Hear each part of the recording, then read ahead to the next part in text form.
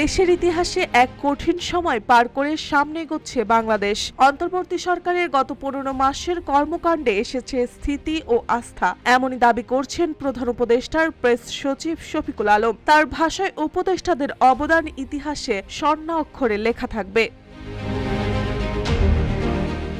একটি সংবাদ মাধ্যমকে দেওয়া বিশেষ সাক্ষাৎকারে প্রেস সচিব বলেন, দেশ যখন অনিশ্চয়তায় দুলছিল তখন উপদেষ্টারাই হাল ধরেছিলেন। গত 15 মাসে তারা যেভাবে দায়িত্ব পালন করেছেন তা সত্যি প্রশংসনীয়।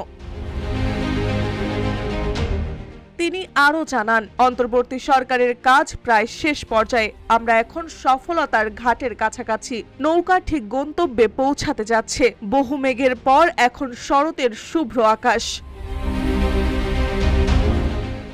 সংস্কার কার্যক্রম সম্পূর্ণ করা, শেখ হাসিনার আমলে গুম খুনের বিচার নিশ্চিত করা এবং একটি সুষ্ঠু নির্বাচনের আয়োজন করা। তার ভাষায় দুটি কাজ প্রায় শেষ। এখন সামনে ভালো একটি নির্বাচন আয়োজনই আমাদের লক্ষ্য।